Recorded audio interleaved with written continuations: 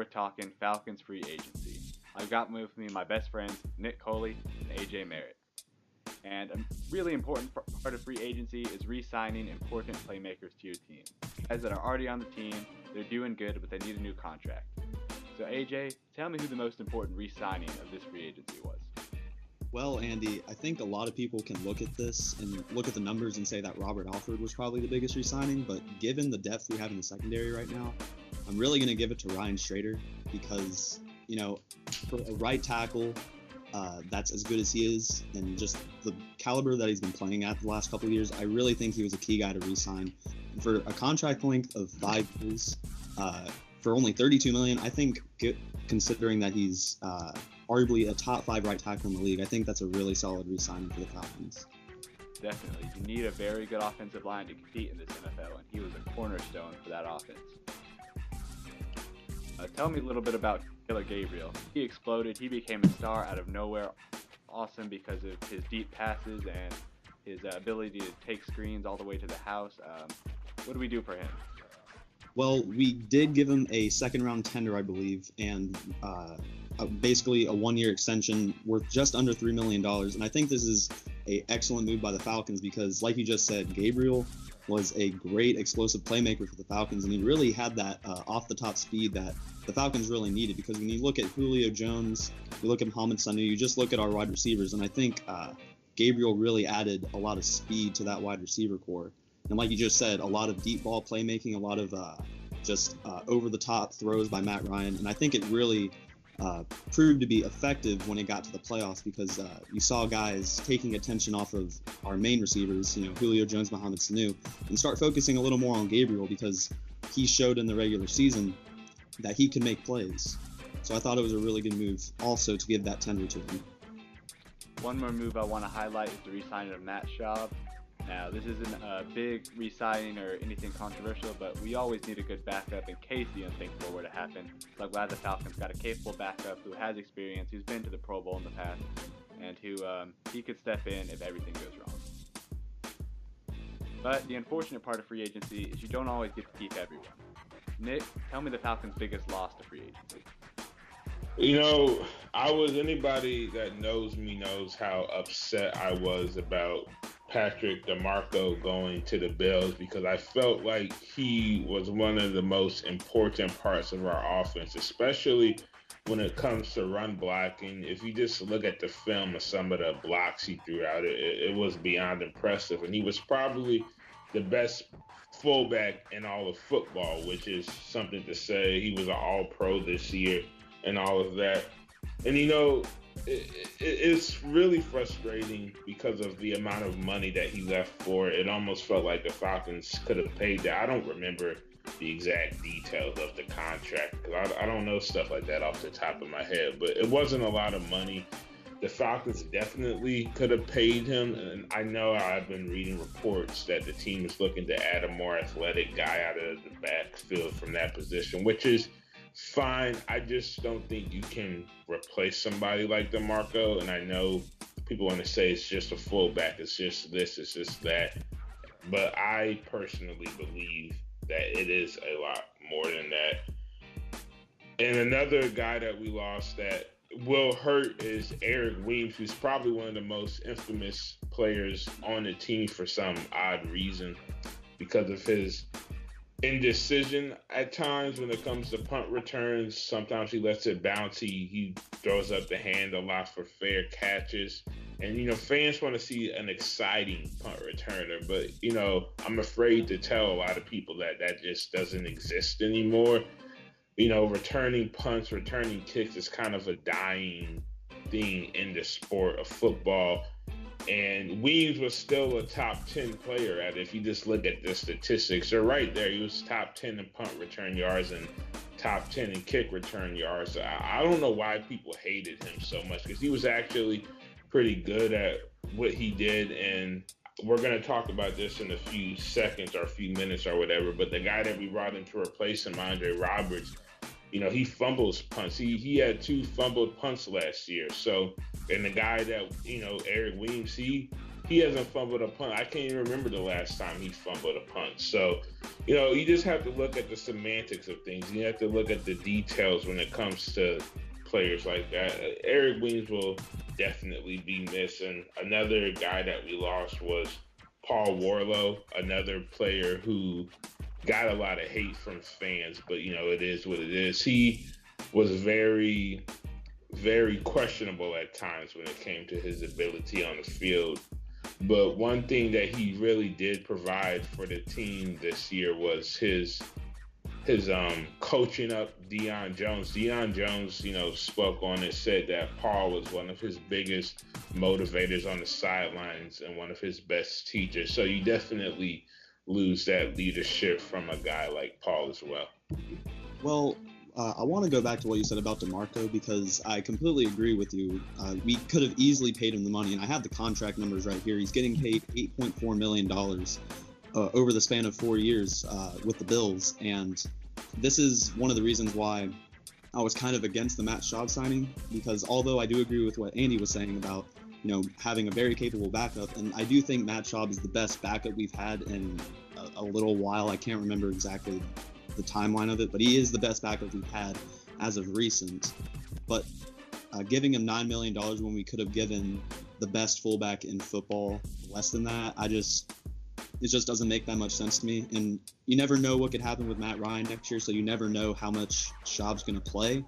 But based off this past year, Schaub really hardly played at all, and we're giving him a multi-year deal worth $9 million, and we could have paid DeMarco less than that. So that's my only thing with Matt Schaub and the whole Falcons decision to keep Schaub over DeMarco.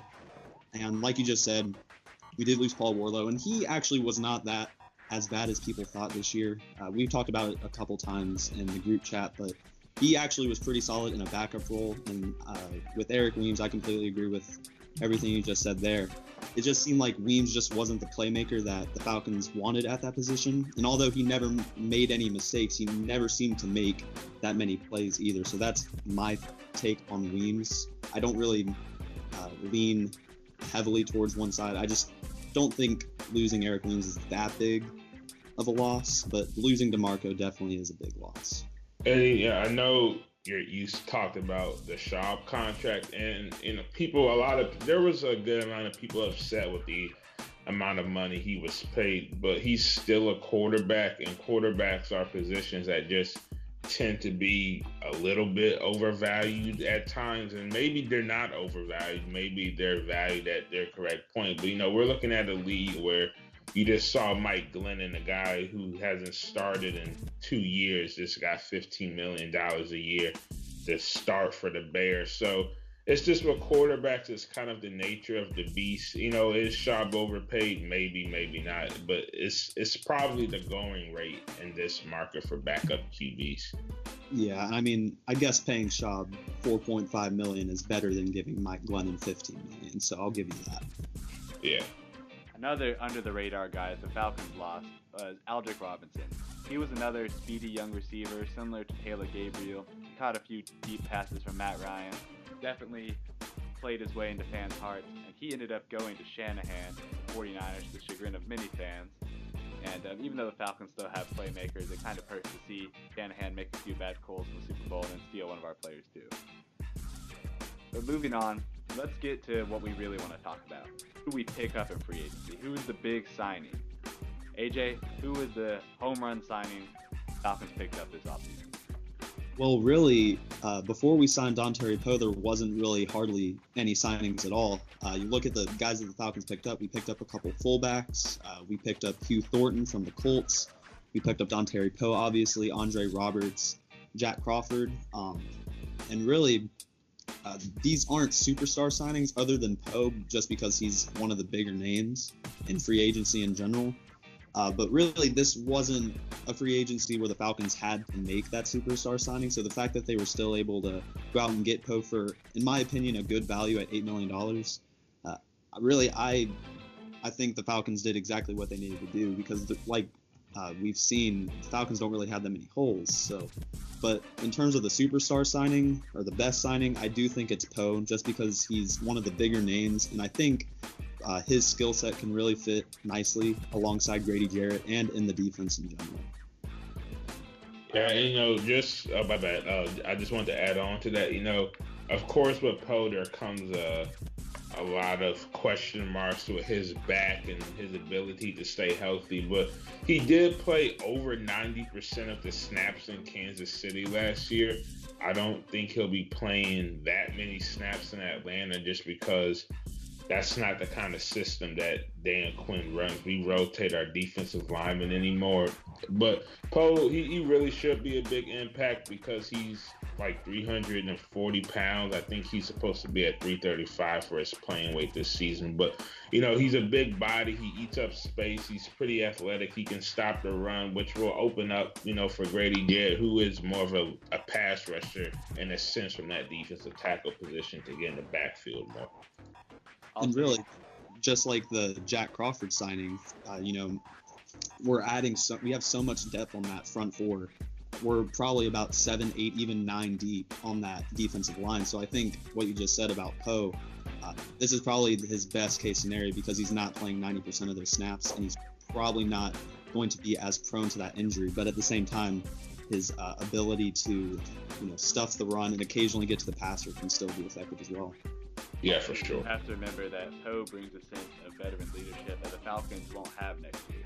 Babineau isn't going to be brought back, and he'll probably retire. Freeney hasn't been brought back either. So Poe is someone who's had success in the league, who's been a dominant force that can really mentor the young guys around him. Let's talk about someone else I think Nick alluded to earlier. Andre Roberts. He's going to probably be the new Falcons kick returner, punt returner. May see some competition from Hardy in training camp. What do you think of this signing? Me personally, it's really whatever. It's like, is he good at returning punts? I guess so. I mean, I think he had a touchdown last year. I haven't really looked at his stats that much. I believe. Yeah, so he does fumble. He had 2 fumbles, like I said earlier.